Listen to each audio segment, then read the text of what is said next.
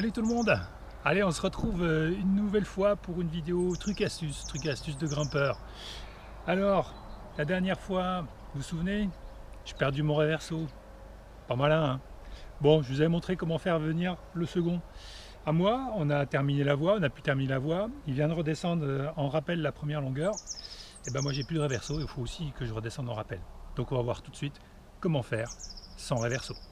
Et oui, et comme dans la vidéo précédente, l'astuce, ça va être d'utiliser le demi-cabestan. Donc je réalise un demi-cabestan sur ma corde double, ma corde de rappel.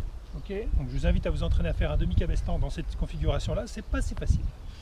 Donc on est un peu perturbé puisque on est à l'envers par rapport à la fabrication du demi-cabestan quand il est en tête de relais.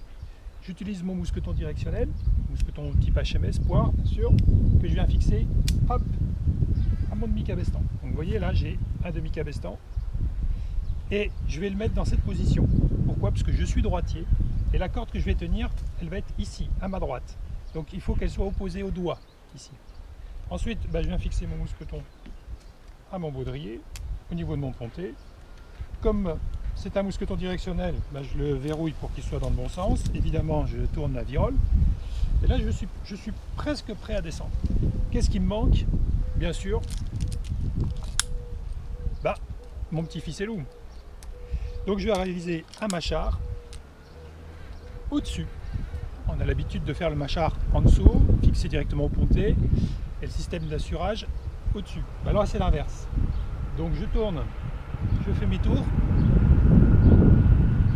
Voilà, ok. Alors, je peux faire un mâchard français, par exemple, ça changera un peu. Tiens, hop.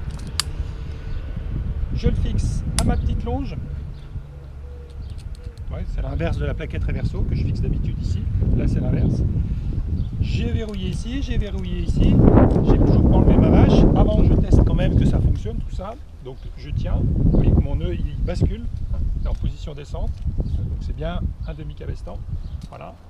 Je teste déjà si ça fonctionne, si ça tient. J'ai pas fait d'erreur. Je vais vérifier aussi ça en tirant dessus pour voir si ça bloque bien. Donc là, ça bloque bien. Pas de souci. Je peux défaire ma vache. Et je vais pouvoir descendre. Allez, c'est parti. Donc voilà, ça c'est un système. Avec le demi-cabestan, on peut descendre en rappel très bien. Alors, il a quelques petits inconvénients quand même à éviter. C'est vraiment en cas d'extrême urgence. Parce que le problème, c'est que ce système-là de demi-cabestan vrille énormément les cordes. Donc si vous faites plusieurs rappels en demi-cabestan, vous allez vriller votre corde. Ça va être assez horrible. Ça va faire des tours ronds dans tous les sens. Et puis dernier conseil aussi, descendez doucement. Parce que la corde, elle frotte sur elle-même. Donc ça échauffe le nylon. Et c'est pas terrible. Hein, la gaine, elle peut en prendre un coup. Donc c'est vraiment à utiliser avec parcimonie en cas d'extrême urgence. On n'a plus de reverso, voilà, c'est une solution, mais à utiliser quand même avec prudence. Allez, on se retrouve pour la deuxième technique, deuxième petit truc, deuxième astuce. Cette fois-ci, on ne va pas utiliser de demi-cabestan, on ne va pas utiliser un mousqueton à vis, mais on va utiliser deux mousquetons à vis identiques. C'est bon, deux mousquetons identiques pour fabriquer un frein mécanique que l'on va placer sur cette corde de rappel. Alors bien sûr, comme quand on fait un rappel, classiquement, en général, on utilise déjà le ficellou qu'on met en place tout de suite, de manière à pouvoir tirer la corde, surtout s'il y a du poids. C'est plus facile pour faire la manip. Voilà, donc je peux tirer le mou de la corde pour avoir suffisamment de mousse sur ma corde de rappel. Je vais donc venir fixer mon premier mousqueton sur ma corde de rappel. Je fais une boucle comme ça avec, que je glisse à l'intérieur du mousqueton. D'accord? On tient correctement. Avec le deuxième mousqueton à vis, je vais venir passer dans cette boucle. Voilà. Ok, si je lâche, voilà ce que ça fait.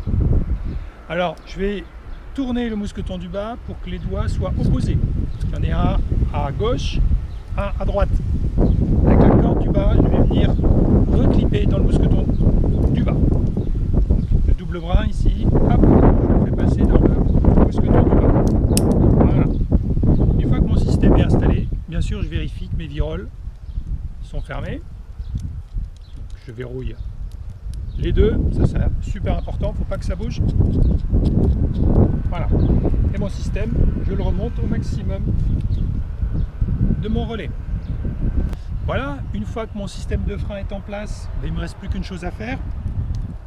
C'est l'accrocher à moi, évidemment, parce que là, il ne sert à rien. J'utilise pour ça ma petite longe, que je verrouille, évidemment. Donc, maintenant, je teste quand même mon ficellou, qui fonctionne bien, qui bloque bien. Ok, je me prends dessus. Bon, là, c'est bon, ça bloque. D'accord. Mon système est bien en place. Je vérifie avant de partir qu'il n'y ait pas un mousqueton qui soit de travers, surtout sur les premiers mètres. Bon, normalement, ça ne devrait pas bouger, mais vous êtes attentif quand même. C'est un système de freinage qui est moins efficace qu'un reverso. Donc il faut quand même tenir la corde correctement, surtout si vous n'avez pas trop l'habitude. Voilà, donc entraînez-vous un petit peu. Mais en tout cas, soyez vigilants. La prochaine fois, je ne le perds pas, mon reverso. Ah, parlons de reverso. Je l'ai retrouvé. Il était au bas de la voie. Alors, c'est pas la peine de l'inspecter dans tous les sens. Hein. Vous le jetez, votre reverso. C'est de l'alu, ça. Donc c'est super fragile. Quand ça prend un choc, les fissures elles sont pas visibles, les fissures elles sont à l'intérieur du reverso, donc ça peut péter à tout moment. Donc un matériel de sécurité comme celui-ci qui est fait en alu, qui a pris un choc, et ben c'est foutu, hein. On le jette. C'est comme un mousqueton en alu qui ultra léger là, qui tombe par terre, ça supporte pas les chocs, ça. Donc on jette, tant pis, hein, mais enfin on jette, on a la poubelle évidemment, hein. Mais en tout cas on l'utilise plus. Voilà, tant pis, hein, c'est comme ça, mais sécurité avant tout. Bon ben voilà, je suis prêt à descendre. On peut se dévacher, j'ai tout vérifié, je suis prêt. Surtout que le temps se gâte, là ça se court, le vent se lève. Allez, pas traîner. Bon allez, puis à bientôt pour un nouveau truc et astuce de grimpeur.